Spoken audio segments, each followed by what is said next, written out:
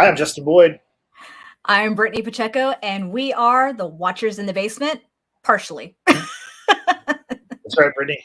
We are half of the Watchers in the Basement, or 2/5 of the Watchers in the Basement, I guess. That's too much math. Yeah, it's a lot of math. Happy New Year, everybody. Welcome to the Watchers in the Basement. We're here today to talk about a topic that is very near and dear to my co-host's heart. We're talking about Harry Potter today. Now, Harry Potter is not in my proverbial wheelhouse, but I have seen the movies, and there is a new documentary. Well, not documentary. So a reunion that's on HBOMax. It's called Harry Potter 20th Anniversary Return to Hogwarts. That special dropped on HBO Max on January 1st. And Brittany and I, we both have watched it, and we're going to give you our thoughts on the special. Yeah. So, Brittany, before we get going, I like to always hit you with the facts about whatever project that is. So Harry Potter, obviously, very successful franchise, and we're just talking about the first eight films, not the magical Fantastic Beasts. Fantastic Beasts. Yeah, we're not talking about Fantastic Beasts. We're talking about just the Harry Potter films. There were 8 of those. They were from 2001 to 2011. So a 10-year run, 8 films in 10 years. They grossed $7.7 billion, which, right, that's a lot. And if you combine the Harry Potter films with the 2 Fantastic Beasts movies, it's over $9 billion, which makes the Wizarding World of Harry Potter the 3rd highest grossing film franchise series. Wow. It's 3rd. So, Brittany, what would you guess is number 1? I think number 1's pretty easy.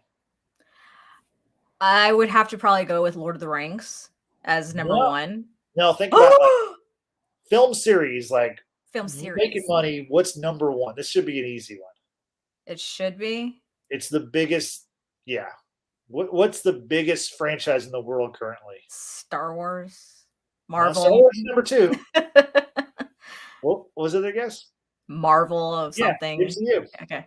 The MCU is number 1 with $25 billion made at the box office. Star Wars is number 2 with a little over $10 billion.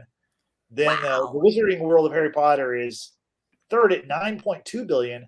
Right behind the Wizarding World is Spider-Man, thanks to Spider-Man's at $9 billion, thanks to the over $1.5 billion already made off of No Way Home. And speaking of No Way Home, Brittany has recently seen the movie, and I actually saw it again. So I think we're going to do another podcast talking about Spider-Man No Way Home, amongst some other things, maybe later this week. So I look forward to that.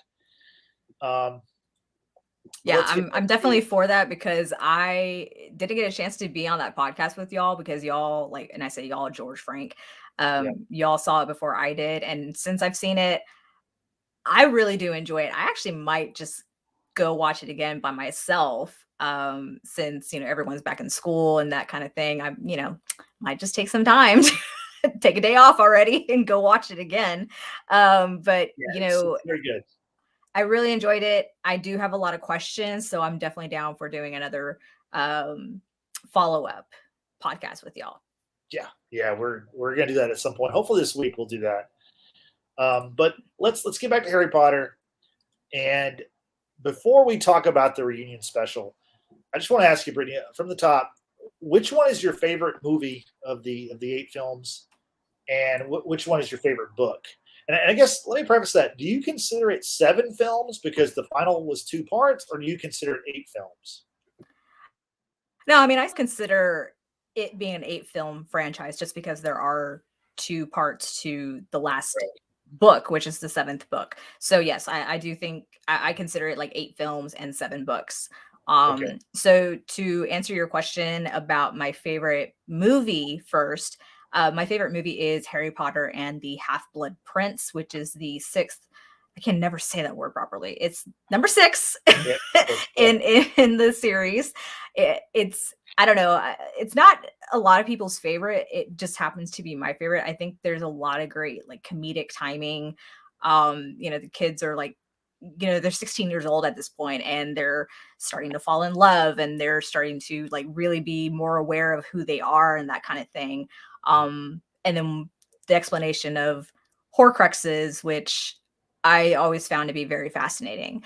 But my favorite book is Harry Potter and the Prisoner of Azkaban, which is book number 3 in the series. That movie is closely ranked first to Half-Blood Prince, but there's just something about Half-Blood Prince that I like a little bit more than Prisoner of Azkaban.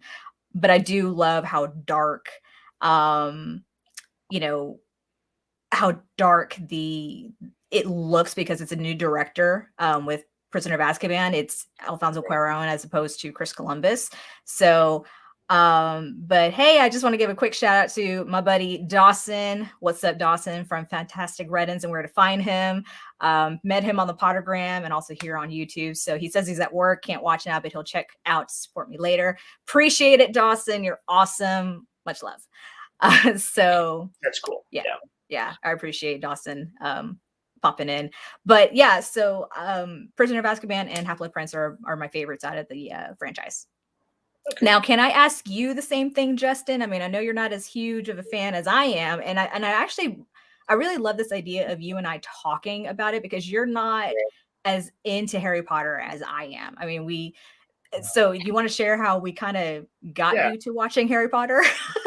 Yeah, it was kind of a trade-off. Basically, I was way into Game of Thrones, and this is after the 5th season of Game of Thrones, so I'm not going to something big happens at the end of the season 5 of Game of Thrones. No spoilers, but it's a big deal. Yeah. So, and I'd been telling you about Game of Thrones for, I don't know, a year or two, trying to get you to watch it. You hadn't watched it yet. We made a deal. You're like, okay, I'll watch Game of Thrones if you watch all the Harry Potter movies. So I did that. I watched all 8 movies. And I watched them. They were on. I watched them. I understood what happened in the movies. And well, I mean, I couldn't, I don't know all the character names, but I watched them, and I really enjoyed the first one. The first movie is my favorite. There's a magic to the first one that I think is pretty special. But but so I watched the Harry Potter movies, and you watched Game of Thrones. You ended up becoming a bigger Game of Thrones fan than I was. So I think that was a great deal for you. Just saying. Yeah, it was a pretty good deal for you. So, and then everyone was let down with season 8. So I thank you for that, by the way, Justin. Yeah, you know what though, and I think we're going to talk about The Witcher season 2 at some point pretty soon. Yeah, I mean, I haven't finished it. You finished it. Let's be real. Like, as much as people didn't like season 8 of Game of Thrones, the people who work on The Witcher, they would give their firstborn. They would give every limb on their body to have a show as good as season 8 of Game of Thrones. You know what I mean? Like, no, did not end well, but I mean, it was the show soared so high for so long. Like, no other show has really touched like the area that it reached. And so, while it wasn't good, I agree. I was probably one of the biggest people who didn't enjoy the ending. It's not terrible. Like, it's wonderfully shot. Like, they have a great cast. It's George R.R. Martin's fault. He didn't finish his own story. It's his fault. He didn't finish the story. He still hasn't finished the story. He'll probably never put out another book in that series again, or in that line. Yeah. He's put out plenty of books about Game of Thrones, but not about the main storyline. So it's his fault. And we live with it. But I mean, if you go back and watch that season, I mean, it still looks amazing. The first 3 episodes of that season are pretty awesome. So, yeah, while it wasn't great, it's still not the worst thing ever. I think people overreacted just because it was so good for so long. But anyway, very well. Moving on. We'll talk more about Game of Thrones whenever the prequel series comes out at some point this year. Also on HBOMax. We're not sponsored by HBOMax, but I got to say, it's honestly my favorite. Sponsor us, please, HBOMax. It's a wonderful service. Love that streaming service. Right. So let's get to the reunion. What were your kind of just overall thoughts on it? And then, I mean, obviously, I'm gonna hand it over to you because this is your thing. So, what are your overall thoughts on the reunion special? Listen, I thought it was great that they decided to put together a reunion that was going to be filmed at Leavesden Studios, which is the studio where all of the Harry Potter movies were filmed. And I happened to have visited Leavesden when I was in London back in 2013. And it's such an amazing set. And I say set, kind of loosely, because when you walk in, there are just numerous sets from the complete franchise. And while I'm talking, you can kind of see these sets here in the backgrounds as the reunion clips show. But it's awesome. I love the fact that a lot of the actors, of course, the golden trio of Harry, Ron, and Hermione were there. We just saw Tom Felton, who played Draco. The Weasleys, the majority of the Weasleys were there. We were missing some people. We were missing like Dame Maggie Smith. We were missing Brendan Gleeson and like a bunch of other actors who, of course, have had roles in the films. But from what we did get, I think it was really, really well done. I was really excited to see the actors interact, because many of them haven't seen each other since the final film, which, as you mentioned earlier, was in 2011. And it's just so crazy to think that here we are 10 years later, and it's been 20 years since the first movie came out. And I remember exactly where I was 20 years ago. It just sounds so crazy to say that. I remember exactly where I was 20 years ago. I was ready to watch Harry, and I saw that movie 8 times in theaters with my mom. She gave me her blessing. She gave me her blessing to marry Daniel Radcliffe at age 12. So shout out to Mom for that. You mentioned about the reunion and how it's been 20 years. I did think it's interesting. There's one part in the early on in the I keep saying documentary, but it's a reunion special. Yeah. Early on in the beginning, Rupert Grint, he says that he's like, it doesn't really feel like we've earned a reunion yet. And like, I agree with him in some respects, because really it hasn't been that long since the final film. No. But like you said, it's been 20 years since the first film. But, exactly. I think with Harry Potter, and this is taking nothing away from the Fantastic Beasts series. I mean, obviously they're not as popular or as good as this, but it's almost like the original Star Wars thing about how like Harry Potter hasn't gone away. Yes, the movies were no longer in the theaters, but it didn't go away. Like they kept having, toys and memorabilia kept coming out every year, and there was always something new. Yeah. And it's just like how with Star Wars, Return of the Jedi ended in 1983, but Star Wars for kids, and like for me, for an example, like Star Wars lived on without a movie, like well into the 90s, and then there wasn't another movie in the theaters until like the late 90s, so so Harry Potter has done that, at least in my mind. And obviously I'm not a huge Harry Potter fan, but like I'm a fan of popular culture, and I'm just a person living in the world, and I you see Harry Potter stuff all over the place. And of course, like knowing you, like obviously you have a lot of Harry Potter memorabilia, and you're so involved in that world. But to me, it just feels like it hasn't been that long. It really hasn't since it was the biggest thing in the world. So, and going even further back, I mean, obviously these movies came from books, and the books go all the way back into like the mid 90s. And I was first introduced to Harry Potter, I think, by my 3rd grade teacher, and she would read Sorcerer's Stone to us in like a group kind of reading time, if you will.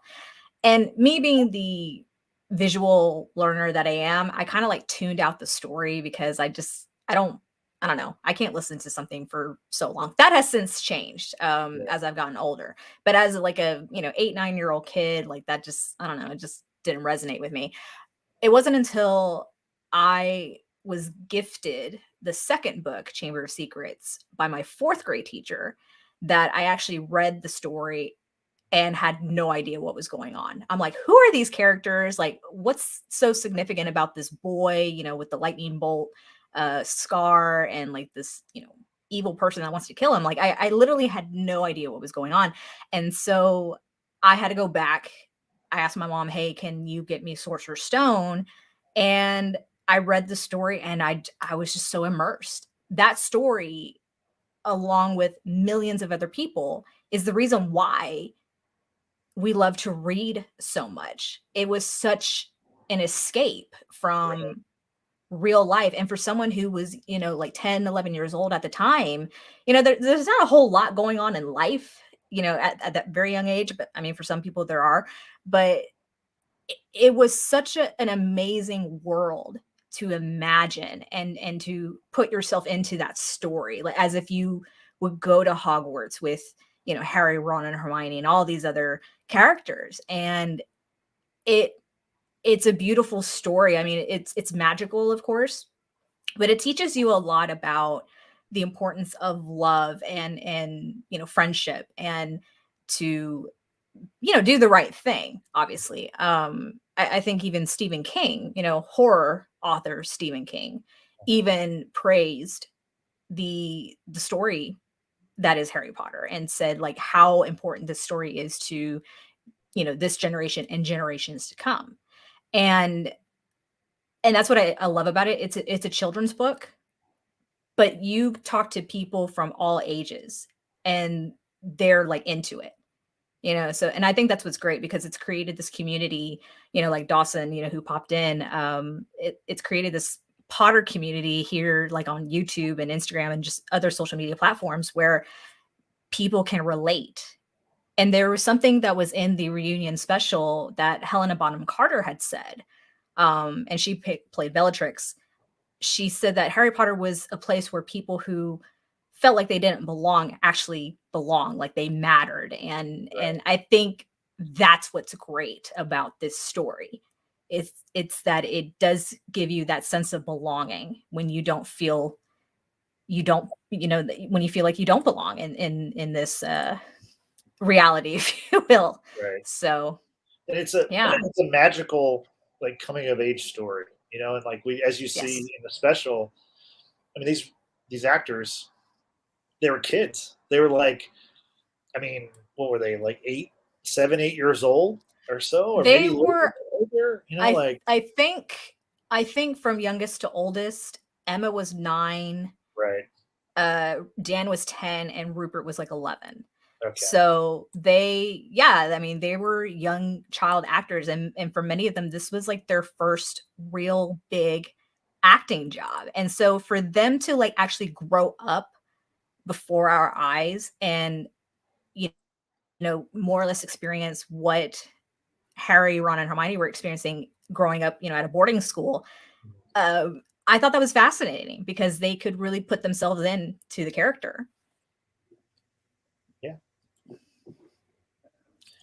Yeah, I mean, it was, that's probably like the most touching part of, I mean, well, there's other parts obviously, but to just see how close these people grew, because they weren't just like coworkers, they became family. Yes. And not just the people on screen, but all the people off screen. And, I thought that, like, to me, that's what was really, because like I said, I'm not a huge fan of this, but like you can really see like the care that was put into this stuff. Just like, I was speaking of Game of Thrones earlier. When Game of Thrones ended, there was this special, which also is on HBOMax, and it was kind of the making of the final season. And you saw like all the work that was put into the sets, and just the costume design, and just how close people were. And it's like these people become a family. Whenever they're shooting these things over a decade's time. I mean, how could you not? It's exactly. That was really interesting to see, just how the people aged, and just their interactions, and these, obviously they're people, so like some of them fell in love with each other and they broke up, and they were, like that's stuff that you would expect for people that are kids who become teenagers to become adults. So and it was fun to hear the actors talk about, like with Chris Columbus, who directed the first 2 films. He said that how he got into it was through his daughter, and he kind of refused for a little bit, and then finally started reading the books, and then he's like, okay, I've got to direct these movies. Like this has to happen. And how nurturing he was with the kid actors. He was like a father figure. For like a whole, good, maybe 2 years of their lives. He was living with living in London, and he was directing them and trying to keep them in check. And, you know, but I can't imagine how difficult that must be to work with so many child actors. I mean, you saw like the fun that they would have, in the behind the scenes. They play like this little slap game, and Right. that's kind of all that they wanted to do. So like to get them to focus like on the scene, and it's like, no, okay, come on, like bring it back here. I can't imagine. I don't have the patience with kids. So kudos to Chris Columbus for being able to do that, and to again be that nurturing individual. Because even towards the end, I'm going to jump kind of everywhere with this reunion. Dan, at the very end, talked about just his gratitude towards everyone who was involved that has helped him be a better person and a better actor. And so I mean, I definitely would think Chris Columbus has a lot to do with that, because obviously this turned out to be a huge movie. And again, like I said, I couldn't imagine what it would have been like working with, hundreds of kid actors and, that kind of thing. But the other things of this, Justin, that I found really fun was, of course, Emma Watson. You talked about, falling in love. Emma Watson falling in love with like Tom Felton, which not something I was surprised. I've known a lot of these behind the scenes type stories, right? But to openly talk about it was just kind of fun to watch, because actors don't like bringing their personal lives into the spotlight, right? But I thought that was really cute how she's just like, I just fell in love with him. And that's all there is to it. That's it. Before we get too far away, I just want to mention about Chris Columbus. So they said that I like in the movie how they referenced he had experience working with child actors. And Brittany, do you know what they're referring to? If he was referring to Home Alone. Yeah. So Chris Columbus directed Home Alone. Now, if you're watching the special, you notice they don't show Home Alone. They don't mention Macaulay Culkin. And obviously that has nothing to do with Harry Potter, but it's also, here's the thing. The reason why they didn't show Home Alone or whatever, Home Alone originally was a WB project. The project went over budget, and WB backed out at the last minute. So 20th Century Fox swooped in and bought the rights to it, and it became one of the biggest movies of the 90s. The movie, so listen to this. The movie cost $18 million to make back in 1990. This is Home Alone. It grossed over $470 million at the box office. So, I mean, a huge success, a huge mistake by Warner Brothers. So that's why they didn't make any reference. They just said, one of the producers was like, yeah, Chris had experience working with child actors. And I'm like, yeah, you're not going to talk about it though, because that's a rough spot for WB, because they cheaped out and they, missed out on a huge hit, which that's why you see that huge hit on Disney Plus, because Disney bought 20th Century Fox a few years ago. So I just think I never knew that. Yeah, the business behind this stuff, it's always interested me. It even more so now with streamers, and just how there's fewer studios, and with the Spider-Man Sony deal with working with the MCU and Disney. It's just, to me, that's so interesting. But I just want to point out the Chris Columbus thing. So and also, by the way, Home Alone is like one of my favorite movies of all time. It's the first movie that I can think of that I saw in the theaters more than twice. Like, that was when I was a kid, we didn't see movies in the theater more than once. So when I saw that twice, that was super rare. That showed you just how much I love that movie. And I love that movie today. Like, I watched it about a year ago around the holidays. I think it's funny. Now, all the sequels and stuff are all trash, and I will never endorse those things, but the original Home Alone is a classic movie. And Chris Columbus directed the first two Harry Potter movies. I think it's interesting, speaking of directors, how they talked about so there were 4 directors for the 8 films, correct? Yes. Okay. And it was like it was almost like, you had Chris Columbus like did the first 2, and he kind of set a tone. Then whenever the story kind of went darker, they brought in a different director. And then when they wanted to, lighten it up. They brought in somebody else, and they finally, finished with with someone that would, could kind of land the plane, so to speak. What did you Mhm. think about how they weaved in the directors into this special, as far as how they went from movie to movie? So I really liked the pace of the different segments for the reunion. I mean, we're starting off with like The Boy Who Lived, which is like the introductory of Harry Potter, the world of Harry Potter, and it goes in order of movies like you're talking about. So with the Prisoner of Azkaban, which, like I said, is a close second to being my favorite movie. It's directed by Alfonso Cuarón. He put his own spin to the movie itself, and I did like that. It was starting to, the kids are starting to get a little bit older. They're 13 years old at this point, and what have you. But it's starting to deal with a little bit more mature type content, and the introduction of Sirius Black is just like my favorite because I think Gary Oldman is not was is legend. Gary Oldman is legend, and I liked how Daniel in the reunion talked about how like the one person that he was just like so enamored with and really knew his stuff was about Gary Oldman, and telling Emma, okay, you got to be cool. Like you can't be whatever. You just have to be cool. And I thought that was really funny because a lot of these kids, didn't know the legends that they were working with Richard Harris as Dumbledore, Dame Maggie Smith as Professor McGonagall, Alan Rickman, Lord Rickman of the Allen, as I like to refer to him. I mean, there's so many just legendary British actors that were in this movie, and like kids just wouldn't know who they are. But Gary Oldman in itself, I mean, Dan Radcliffe was just like, okay, I have to be cool. I have to be cool. Therefore, everyone else has to be cool, right? Um, but then when we're going to Goblet of Fire, which is book and movie 4, bringing in a different director to again, like you say, kind of move this story forward, and based on what the producers want it to either be darker or to lighten up the mood, like you're saying.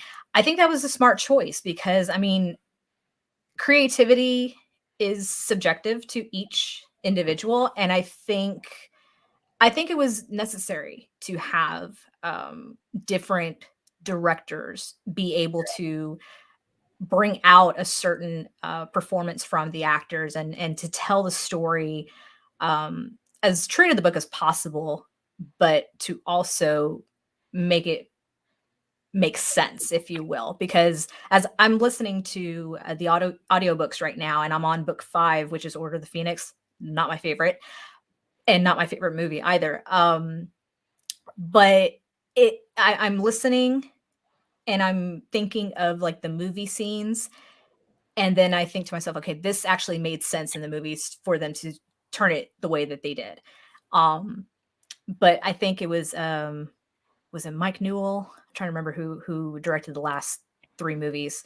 Um, I'm spacing out horribly. David Yates. David Yates directed the last 3 movies. I think he did a great job, making it cohesive, because you get that story about the significance of the Horcruxes, what they mean to Voldemort, and then you go into the final movie, which is basically like the hunt to find these Horcruxes to destroy Voldemort, and the second part is obviously Voldemort's demise. So, yeah, I think story wise with the directors, it progressed well. I don't know what else to say about that, but it made sense to me.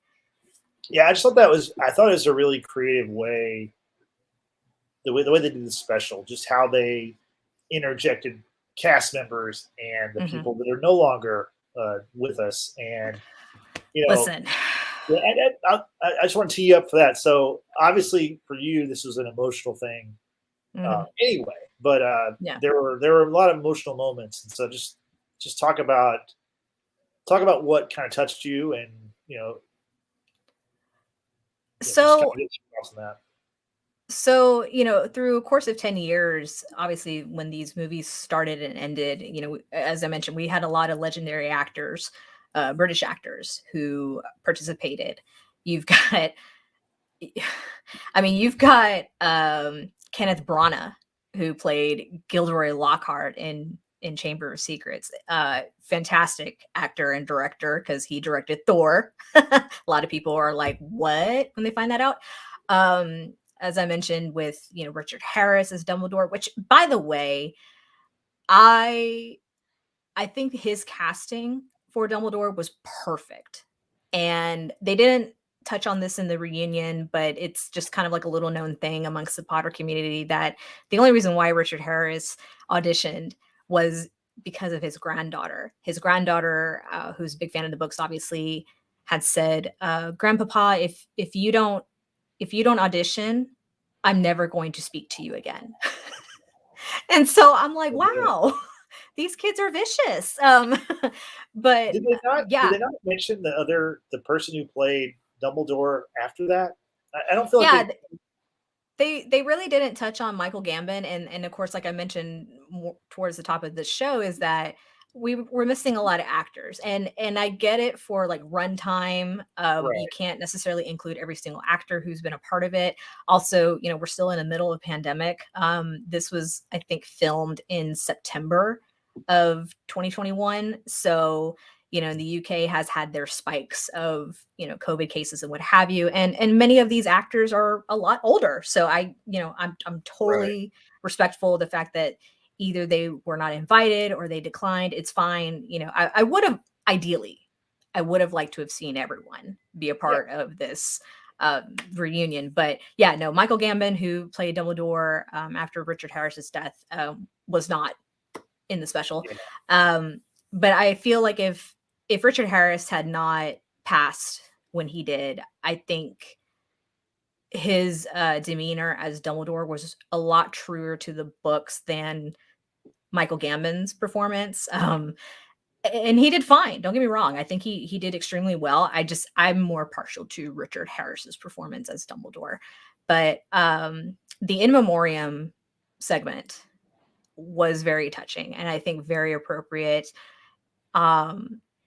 We have lost a lot of these actors since the ending of Harry Potter with like I mentioned, Lord Rickman of the Allen, who played Severus Snape, John Hurt, who was Ollivander.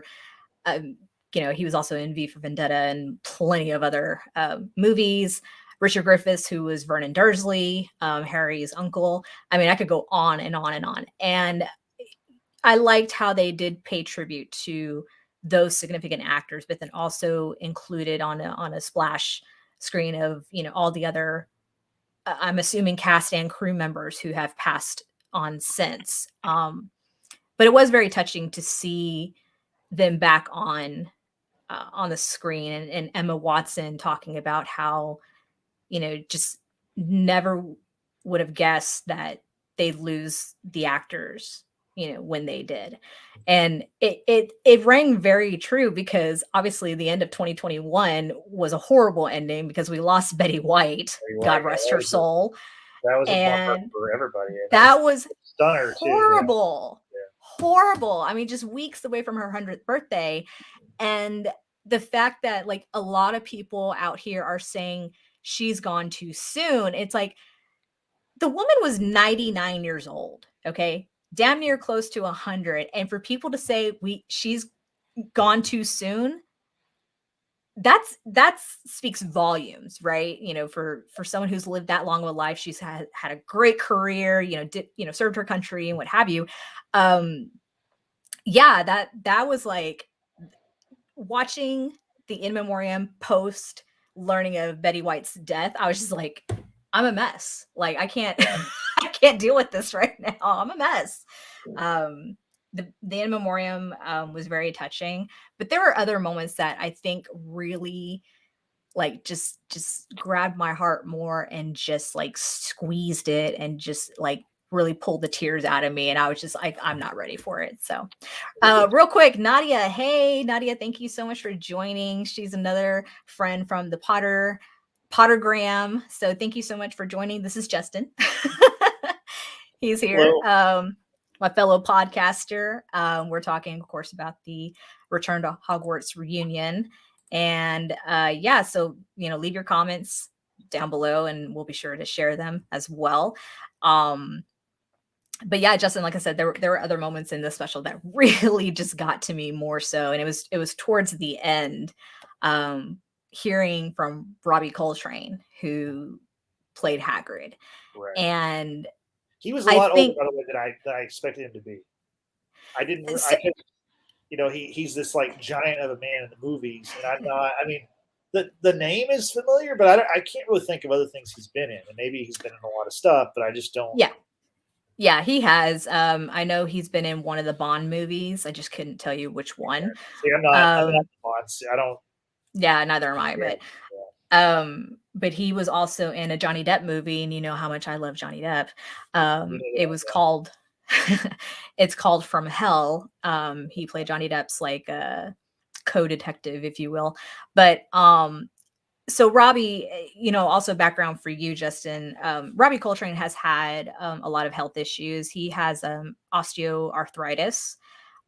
He had to have a knee replacement. So, his health is just, not been the best. And I was extremely happy to see him included in this reunion, especially with the intro. Like the intro to this whole reunion was beautifully done with like, catching the actors in like their everyday spaces, and then like the letter just pops up and it's addressed appropriately, and they're making their journey back to Hogwarts. I was just like, oh my God, this is just so cool. It's like, I want this to happen to me now. Like, I'm 32 years old and I am still waiting for my Hogwarts letter, which I'm sure like everyone, everyone out there in the Potter universe is, still waiting. The music is so good. It's like the iconic music. I love the scores of movies. Like I said, if you watched our Spider-Man review, I talked about how great. I just love that Spider-Man. That Yeah. the music for Michael Giacchino. And I think he's actually doing the Batman too coming up. So, so the music, like, and this is John Williams. Obviously, John Williams has done literally everything: Jaws, Superman, Star Jurassic Wars, Park, Jurassic Park, Indiana Jones, every like Home iconic Alone. Home Alone. Yeah, I did all these, and like that music starts playing, and you kind of get the feel for it. And that's part of why I really enjoyed the first movie, and maybe I enjoy the settings. You know what I'm saying? Like the scenes they create, and just the the set design. Basically, I really like that because I think that like that's something that's pretty special about Harry Potter. Whereas, like, obviously, I'm a huge MCU fan, but so many of those movies are done on green screen. I mean, how many of those were like actually on location? You know what I'm saying? Like iconic moments, like the battle in Endgame. That's just in a sound studio in Georgia. You know what I mean? Like it's not like Yeah. So don't get me wrong. I mean, a lot of Harry Potter, was filmed in that studio that is now a tour. It's called the Warner Brothers London Studio Tour, which I've been to. But a lot of it too was also in front of a green screen and that kind of thing. I get it. Yeah. Right. So, so Nadia here, she also mentioned that Robbie Coltrane played Tweedledum in another version of Alice in Wonderland. So that's Justin, actually, if you've seen the 2004 version of Van Helsing with Hugh Jackman, Robbie Coltrane was I think the voice of Mr. Hyde. Okay. Like right at the beginning of the movie. So, I've seen a couple of those movies. I've seen a couple of those films. Yeah. Yeah. It's been a long time. Yeah. And you mentioned about the music. That's one thing I wish they did include in this special, because the music, like you said, is iconic. The end of it. Well, I mean, but more like a real I agree. segment. Have John Williams come in, because he's obviously set the groundwork for it. My ringtone is Hedwig's theme. Yeah, and I've heard it a few times. Yeah, I guess I know. But I wish they dedicated to it. Yeah, a great score is like basically another character in a movie. You know what I mean? So yes. So I think you're right. They probably should have had a Zoom call with John Williams. Or is he still living, or is he passed? I'm not even sure. No, John Williams is still around. I'm pretty sure he's still around. So what's up, my brother? Sorry, my brother is joining us. Yeah, okay. they should have definitely talked more about that. But yeah, so hey, Mike, thanks for joining. We're talking, of course, about the Harry Potter reunion. I know you watched it too, so leave your response in the chat. And right now, we're talking about the music that is from John Williams. Definitely would have liked to have had a longer segment about music and like what Justin's saying, having John Williams either be in the studio or on Zoom to talk about it and just where he gets his inspiration from and that kind of thing. Because yeah, he is legend. And um, touching on the things that maybe we didn't see in this reunion, were there any? And you may have talked about this a little bit. Were there any actors or any people that were not a part of it that surprised you? That were not a part of the Or the reunion, reunion, or right? Like, were there any characters that were kind of glossed over, or was there anything that like?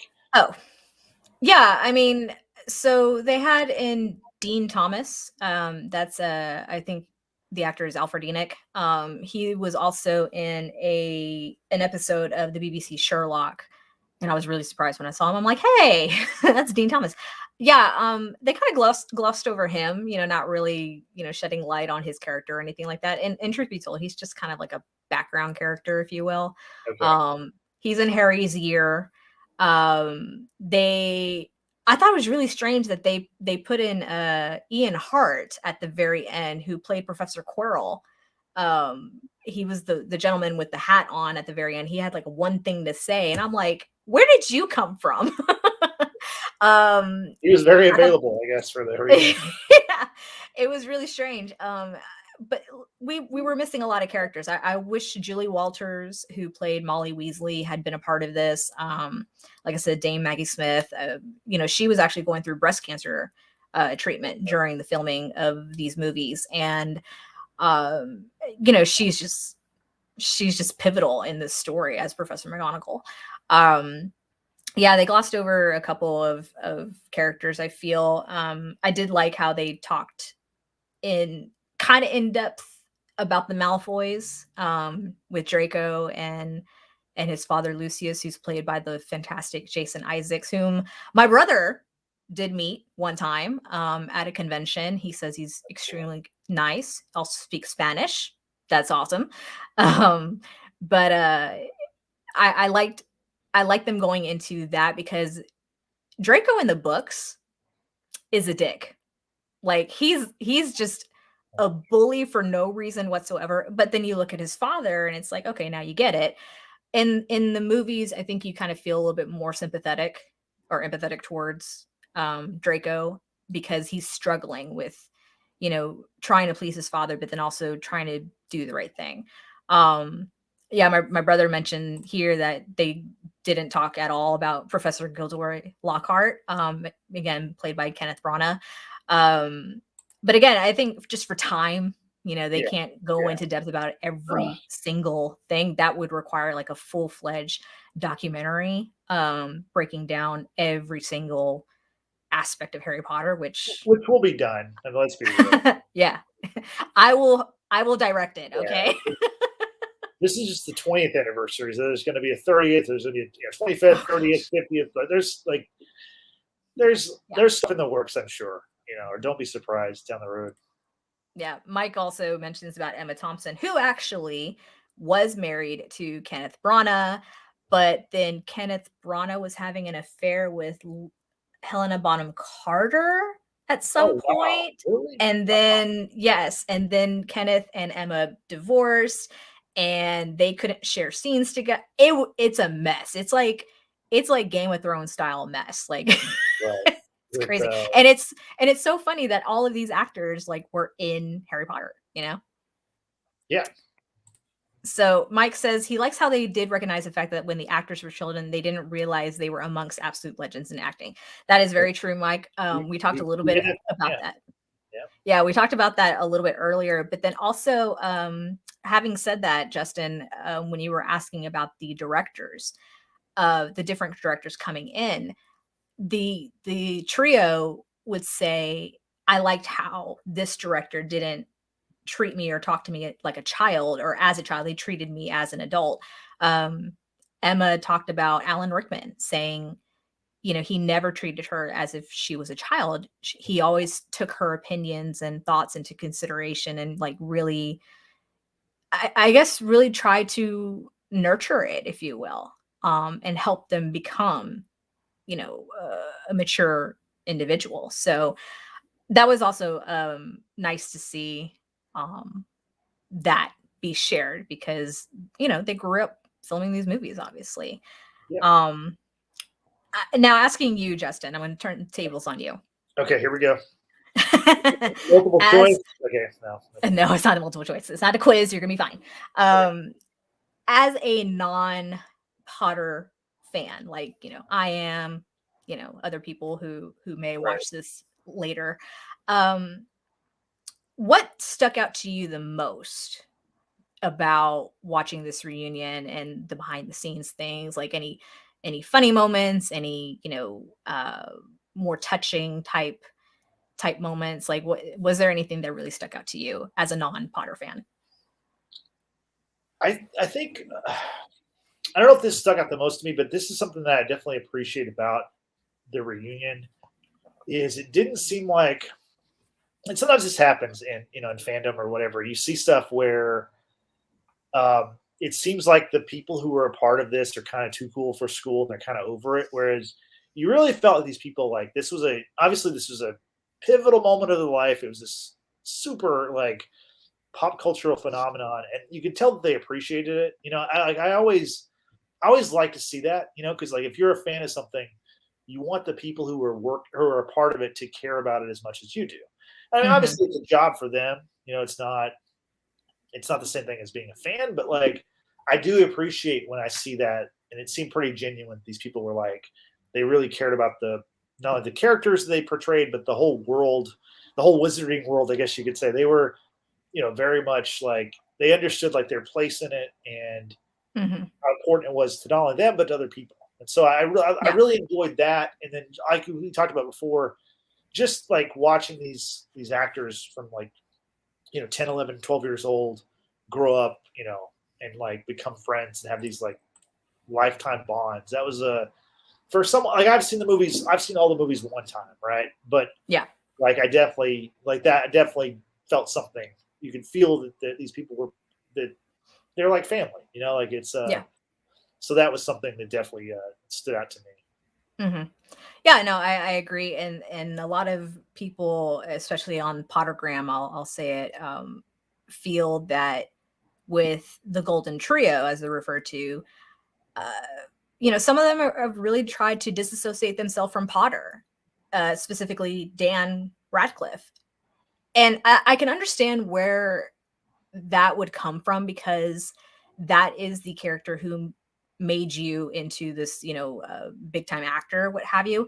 But you don't want to be Typecast. Typecast as just only having done that. I mean, he's got a catalog of movies since, and I get it, but it's like it's also disheartening, because for millions of fans across the world, like you are Harry or you are Hermione, you are Ron, like we're always going to associate you in that fashion. And I felt for Rupert when he mentioned how he was kind of having a bit of an identity crisis because he didn't know how to be himself. He only knew how to be Ron, which I feel I honestly feel for him. That had to have been very difficult. But it's also like you kind of are Ron. Like that's why you were cast as him. And it's like I would say, like you personify him. Well, I mean, I think that for any of those actors who, didn't want to get typecast as those characters, it's like, but you should flip it and think about like how many actors would kill to be a popular like. There aren't many characters that are more popular than Harry Potter. Like Batman, Spider-Man, like Luke Skywalker. Like there's not many, and these are it's all debatable. But you know what I'm saying? Like to play one of those like iconic characters.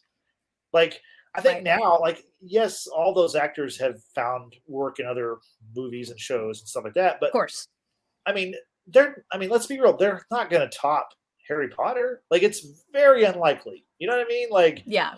I mean, you have someone like Robert Pattinson who's in Harry Potter, which they showed his death scene. It's like, I mean, I think part of the reason why they showed him was because he's in Warner Brothers' next big tentpole movie that's coming out in March. Batman. No, I mean, seriously, like there is like a corporate synergy, and I think these, they obviously they were kids, but I think looking back, they'd have to go, man, that was like an unbelievable like lottery ticket moment of my life where I got this job that, I mean, forever they're gonna. I mean, forever these people can make money off of Harry Potter, and like for sure. That's what I mean. Like they should love that. Like I don't see right. And so the point that I'm extremely long journey to get to my point is that to see Dan at the very end become emotional, and I don't want to be critical and say, well, he's an actor, he could probably turn it on, turn it off, that kind of thing, but I think he was very genuine when he was saying that it was a good 10 years and it's the people, the experience has helped him become who he is and the actor that he is now. I felt that. I absolutely felt that. And I think for millions who have had this concern of whether or not he really just hates the idea that he's forever going to be known as Harry Potter, I think hopefully that kind of, put some stock back into, or put some faith back into them that, he really does love this franchise. He's moved on since, obviously, but like, it's like the story itself. You always come back home to Hogwarts. I can be 60, 70 years old, and I'm probably still going to be just as much enamored with Harry Potter then as I am today. And that's something that would be passed on to generations to come. I mean, I think he even said it to himself, his fictional, children or whatever, he's going to share that experience with them as well. So like I said, I felt for Rupert about the identity crisis. I was very happy to see that Dan showed appreciation towards the franchise. And then of course, Emma was just boo-hooing, about the whole thing. And what Robbie Coltrane, this is where it really got me, Justin. Robbie Coltrane talking about how, this is going to live on for generations to come. In 50 years, the story is still going to be told. And he's like, in 50 years, I'm not going to be here, but Hagrid will be. And I'm like, I'm going to start getting emotional right now thinking about it, because like, that just hits you in a certain way, because in 50 years from now, like, I don't know if I'm still going to be here or not, but that story lives on forever. And that's what I absolutely love about this world, is that it lives on forever. Yeah, I love that perspective, and that's kind of what I was talking about also, just like the understanding that, like, you're playing like these iconic characters, and it's like you should enjoy this. Like, this should be like, and it should have been the time of your life. You know what I mean? So like, like maybe you're typecast as Harry Potter. It's like, well, okay, you're one of the most famous characters who's ever existed. In any kind of medium. Like, it's like we talked about before. Like, there's only two other franchises that have made more money at the box office: Marvel and Star Wars. Like, that's like, people obviously care about these characters, and to be a part of it for him, for Daniel Radcliffe, like, he was the character. Like, that's what you're right. That's the person people are going to think of forever who played Harry Potter. One thing about this that you're asking me, the stuff that I noticed, they never called him Daniel. They referred to him as Dan. Yeah. So I wasn't aware of that. I mean, actors do that kind of stuff all the time, but I was really surprised that like literally everyone called him Dan. So just me, non-fan, I guess a muggle, I guess, of some sort, or I don't know. Like, what's the term? No. Yeah, you're a muggle. You're a muggle. I have the muggle struggle or whatever. Or the muggle struggle. Oh, you're silly. I want to share real quick something my brother said. One of the moments that he really enjoyed was when they were discussing Ron and Hermione's kiss. And Emma completely threw Rupert under the bus by saying it was a horrible experience. And the look on Rupert's face of total rejection was just priceless. And I can imagine. That's hard. Weird. She was like, it didn't look that bad to me. I mean, I'm sure it was awkward as hell, but like, she was pretty like, she's like, yeah, it's the worst thing ever. And it's like, hey, like, come on. Yeah.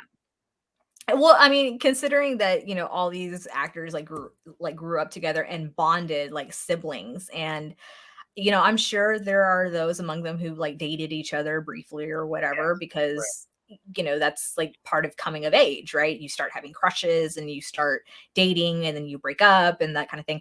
But like, I think for the Golden Trio, it probably was just more of that sibling bond. And so to the idea of having to smooch your sibling, no. Yeah, of course it's weird, but like, I mean, she didn't have to like be like, "Oh, it's the worst thing ever." Like uh yeah. I mean, you could take it like that, or you could just take it as the figure of expression. yeah, It's like the I got worst thing. I got But it's weird because I mean, Emma actually had to kiss both Rupert and Dan in the last movies, right.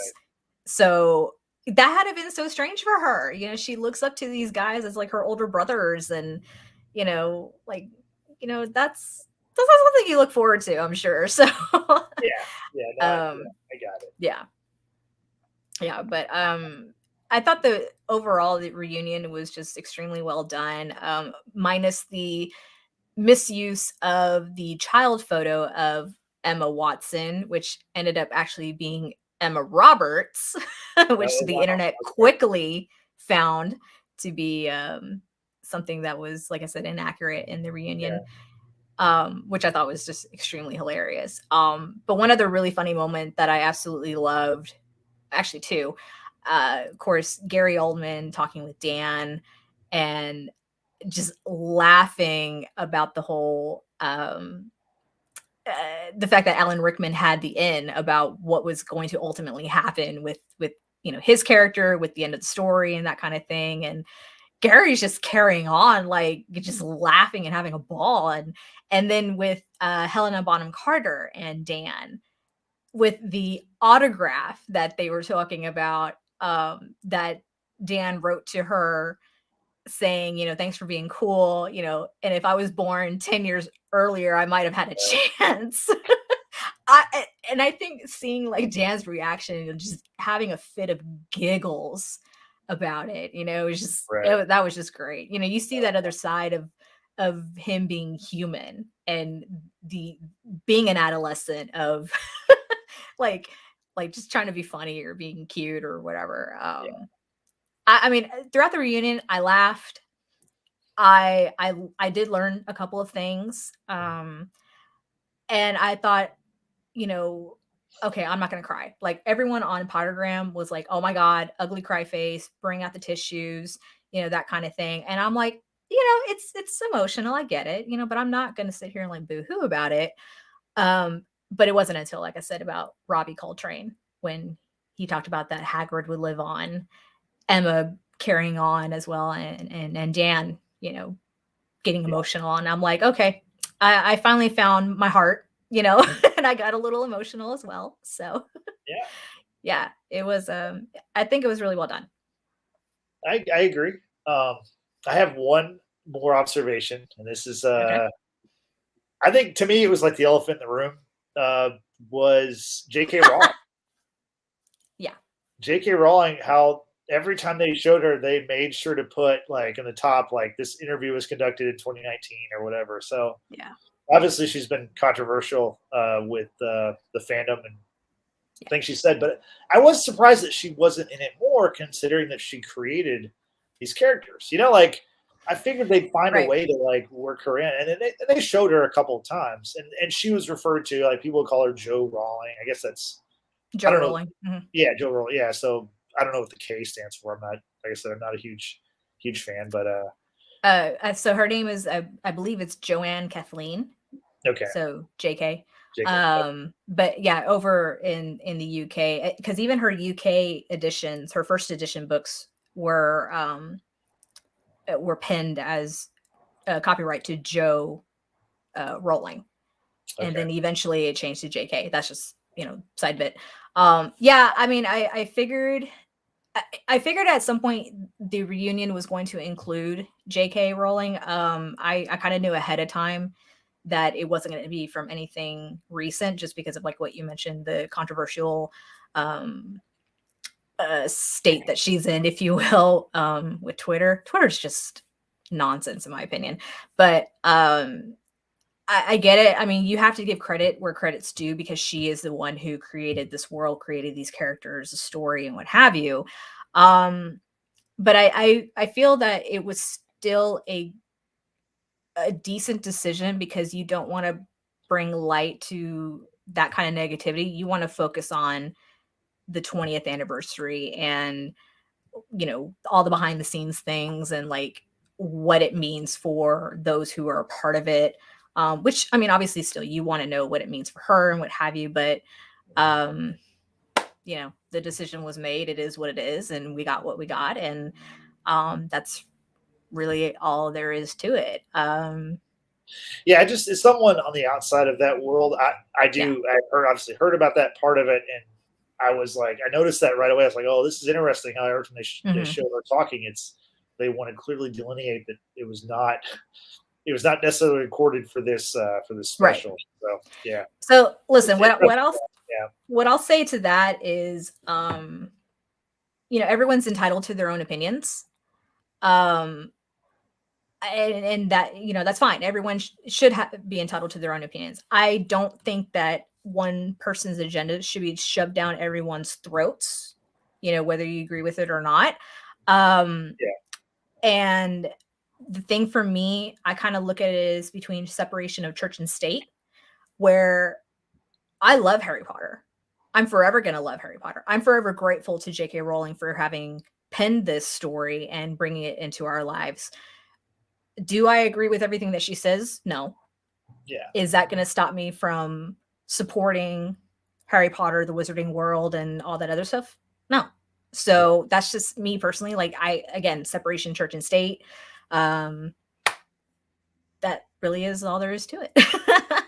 Okay. I have one last question for you. Okay.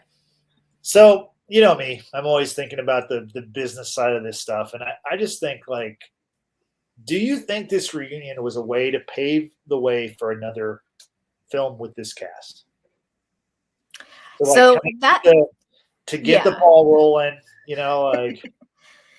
So there's been interviews in the past about, now that the casts are older, they're like in their 30s now, what have you. It's approaching the time of the epilogue from the last movie where Harry and his kids, he's sending his kids off to Hogwarts, right? The actors even referenced that. Right. Right. And yeah, that was funny. He's like, yeah, we look a lot better than we did in the epilogue. I agree. But with the Cursed Child book, it's a screenplay. It's a theatrical play. I don't deem it as canon personally. Some people feel differently. That's cool. That's fine. There have been rumors of Chris Columbus saying that he would love to direct the Cursed Child into a movie with the Golden Trio, because they're again approaching the age where their children would be going to Hogwarts. I have mixed feelings about that. Like, as much as I'd love to see the Golden Trio get back together, I think it just needs to be left alone. It is what it is. Like, if it's pure and just leave it as it is. Like, you wouldn't want to see someone remake Lord of the Rings in its entirety. I mean, I know there's like a television show that's going to come out eventually, but like, you wouldn't want to see that necessarily, in my opinion. I don't know, because I truly believe that in 10 years, the Game of Thrones cast, the original Game of Thrones, will return for a sequel series. I just think that there's going to be too much money in it, and I think that people are going to want to see that. Sure, yeah, right, but so Michael Jordan, like, he, obviously my favorite player, my favorite athlete of all time. When he hit the game-winning shot for the Bulls in 1998 and then retired, it was like the perfect ending. Yeah. But when he came back for another team and he was older, like, did it a little bit tarnish his legs? Yeah, maybe. But like, I love seeing him come back because I wanted to see him play. Sure. So like, I get that. You can have it both ways, but I don't know. Those actors are not very old. Like, they're all younger than I am, right? They're all like your age or younger. So it's like, they're about my age. I just can't imagine they won't do that again. Like No, and I'm not saying right. that they won't. I just don't know if it's going to be with the same actors. I know that Tom Felton, who played Draco Malfoy, had said that yeah, he would love to come back. And what I love Yeah. about Tom is he fully embraces his time at being part of Hogwarts. And he on his Instagram he wears the Slytherin scarf. Shout out to Slytherin, by the way. Um, and yeah, he totally embraces it. I love that. I think that's great. He had Or said like, Slytherin. yeah, Or Slytherin, either one. Like, Slytherin. yeah. Okay, for everyone who is curious about Slytherin, I tried to quiz Justin about the Hogwarts houses, and he decided to create his own house where he is the sole member, and that is House Slytherin. I couldn't remember Slytherin. I knew it was something like Slytherin. I was like Slytherin. I said that. So Yeah, whatever. I got the other but ones though. Hufflepuff and Gryffindor and Ravenclaw or Ravensclaw. I never remember if is I it know you plural? always want to put a plural, like you want to add Ravenclaw. that Okay. S. It's So see, Ravenclaw. I Yeah, know him. I know him. yeah. Anyway. Yeah. Okay. Slytherin. Like I said, Justin is a sole member of House Slytherin. Okay. Anyway, so Tom Felton had said that in years to come, he's like, yeah, he goes, I would love to come back and be in Harry Potter. He said, he goes, I can be Albus Dumbledore. I can play him. And he said, Right. Dan Radcliffe can be Severus Snape. And I'm like, brilliant. That'd be hilarious. And Tom Felton, he for fans of the Flash series, he was on the Flash for a couple of seasons, and he did a great Yeah. job. And Yeah. like I said, I wasn't as I mean, I saw the movies, but like I had, he was an older actor on the Flash, and so I appreciated his work in that show a little bit more. Mhm. I mean, what are your thoughts on the Fantastic Beasts series? Because like, isn't the next one that's coming out this in 2022 this year? Isn't it the last one?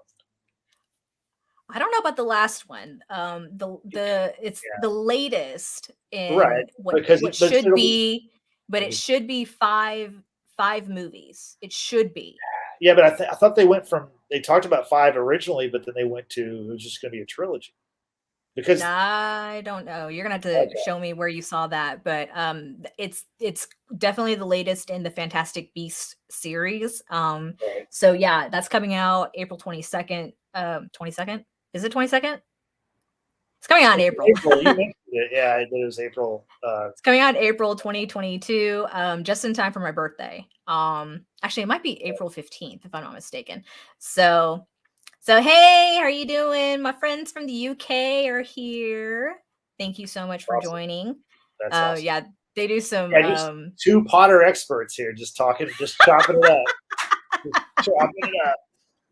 So Justin, so my friends from the UK here, they put on some fun trivia live streams, and we go back and forth about whether or not Die Hard is a Christmas movie or not. So yeah, I know we talked about that 2 years ago about Christmas movies.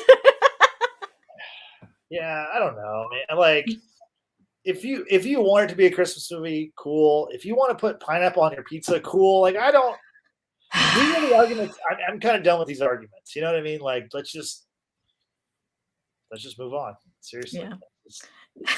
Oh, Claire cried 15 times during listen, okay, I get it. It was emotional.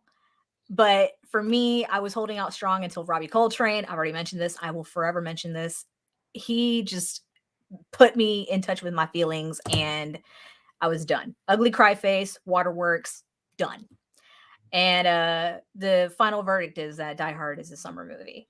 But he also said that but he also argued that it's a Harry Potter movie because you've got Bruce Willis like trying to run away from Severus Snape the entire time. So see, what I always think about that stuff is I associate when the movie is released. Like if it's like for example, Spider-Man. Like this, and obviously Spider-Man No Way Home, there is a Christmas aspect to it, right? But yeah. for me, that'll always be a Christmas movie because it came out Christmas time. Just like all the recent Star Wars movies, even though I hate at least one of them, I hate a lot. Those movies, like passion. Yeah, The Rise of Skywalker's trash. Those movies will always be Christmas movies to me because of when they came out. You know what I'm saying? Like, yeah. but then at the same time, there's movies like Shazam, which came out like in, I don't know, March or April, and it's got a Christmas kind of theme to it. Batman Returns is a Christmas themed movie. I think it came out in June because it was a summer blockbuster, so like, all right. It's it's whatever. It's whatever. If you think it's a Christmas movie, it's a Christmas movie. If you don't think it is, it's not. Listen, they're both saying. I say they both. My brother is also agreeing that it's Harry Potter multiverse. Multiverse. Let's just go with that. There you go. Anyway, Harry Potter multiverse of madness. Yeah. Oh goodness. Anyway, but yeah. So overall, reunion was great. And I doubt that they're going to do another reunion for, Chamber of Secrets and Prisoner of Azkaban or whatever. This is just kind of like the one-off. I do hope that in the future, someone out there is going to do like an in-depth documentary, film of Harry Potter, put all these behind-the-scenes things together. If they can get current interviews with the actors, that would be great. I think the inner workings of the set design, the magic that goes into it, what have you. Because like I said, I've been to the Warner Brothers studio tour in London. It's fantastic. They have changed things since I visited in 2013. Once this pandemic dies down, hopefully I can make my way back because they've added whatever that is in 2027. Yeah, exactly. They've added like the Hogwarts Express, which you can see as my virtual background. I would love to see that in person and all these other things, of course. So I got to make it back to London one day. So we got a question here. Do you think there will be a TV series like the MCU is doing in regards to Harry Potter? I don't know. We talked briefly about Chris Columbus having said he would like to direct Cursed Child.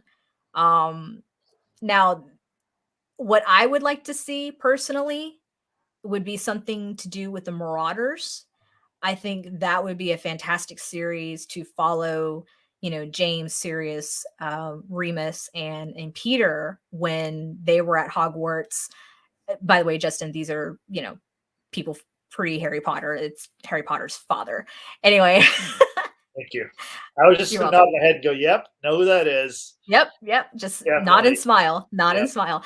I would love to see a TV series on the Marauders or of the founders of Hogwarts. I think that would be really fascinating to see the dynamic of the founders and, of course, the struggle between Slytherin with the rest of the founders. I know that there are fan films out there. There's one great one. I'm not sponsored at all. House of Gaunt is a French fan film. It's excellent. It's all in English too. Of course, it's like a 45-minute film, but it's so well done. But it touches on Tom Riddle's family, his mother's family. They're descendants of Slytherin. I really wish they had included more of that in the Harry Potter series. So I think seeing like a series that, touches more in depth with that, the Marauders and the founders, like I said, I think that'd be really cool to see. But I don't know about anything specific like Harry Potter related or maybe Cursed Child. I still don't deem it canon. That's just my personal opinion. So, well, my answer to that question is I absolutely believe there will be a series of some sort. Just look at Game of Thrones. When it ended, they were already coming up with 4 different ideas for what the sequel series or prequel series would be. They started one of them. They aborted that. Now they're, they got this other one going. It's going to happen, and it's coming out this year. And look at HBOMax is a competitor to Disney Plus. The Batman itself, just that movie itself, right?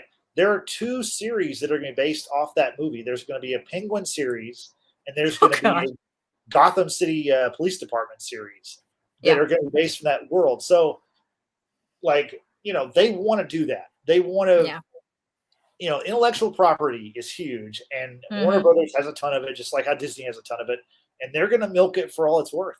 I totally agree with that. And by the way, your brother said Hawkeye was a Christmas series. I totally agree with that because not only was it released at Christmas, but also Christmas is in the show. So that's That's a slam dunk right there. Yeah. Yeah. And Mike also says he thinks that they should make Harry Potter books into a 20 episode season per book. I could get with that.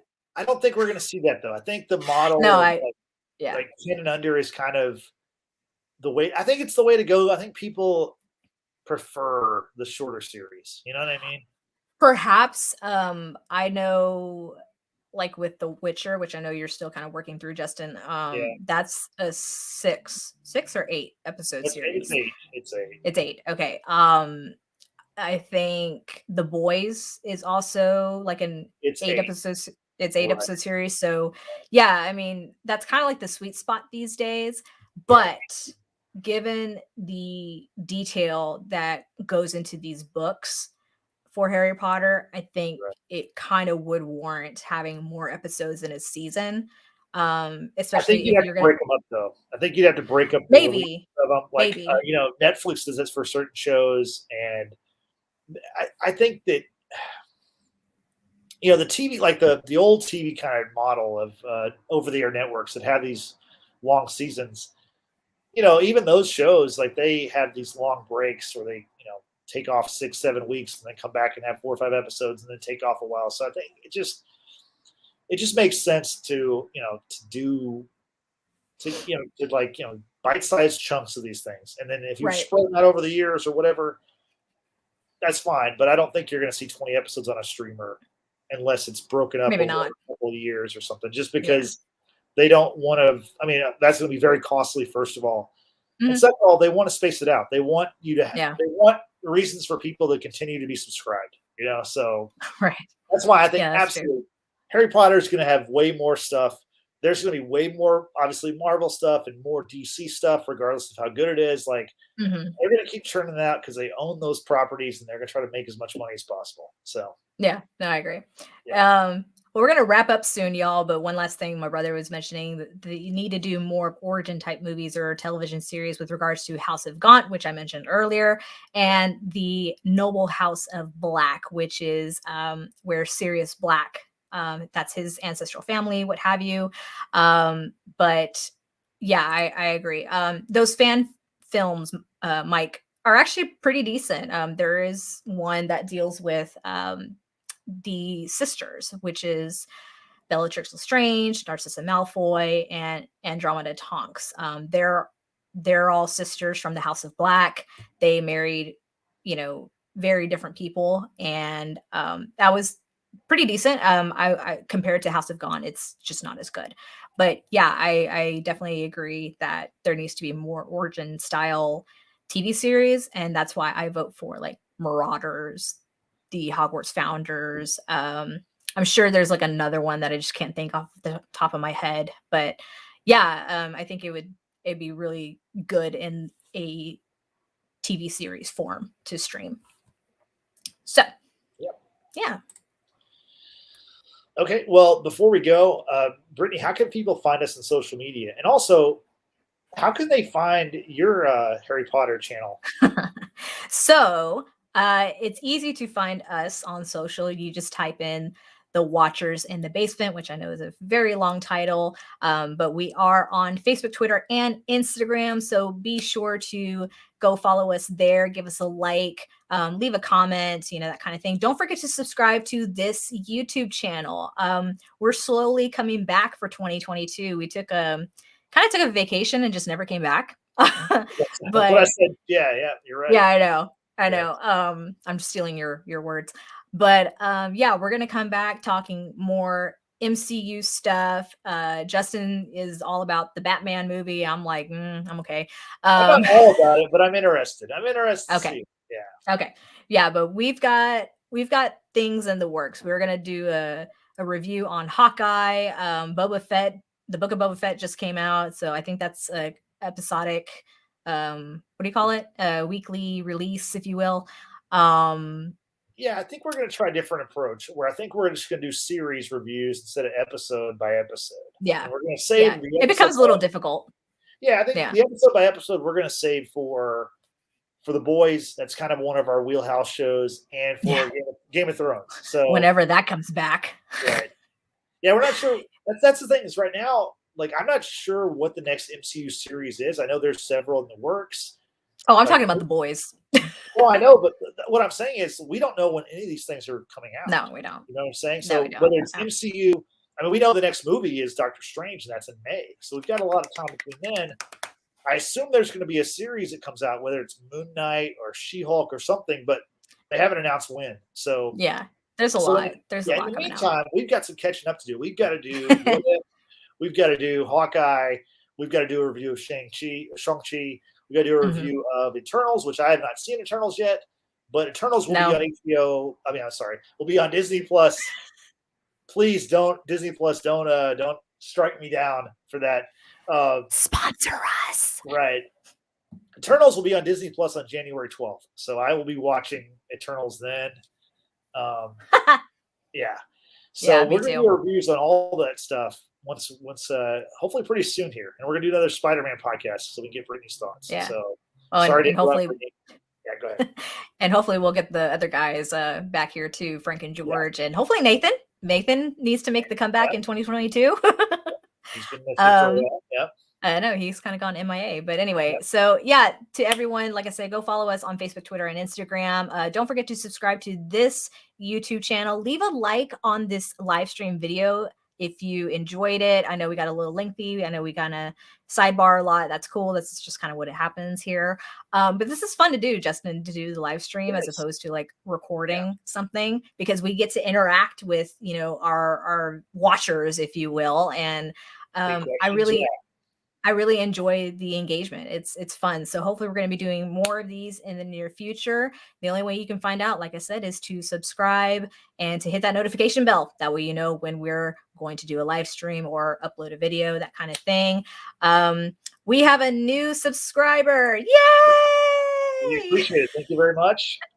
Thank you so much. In addition to thanking everybody for watching us right now on YouTube, we also want to say, hey, we're on podcast system services. We're on Spotify. We're on Apple Podcasts.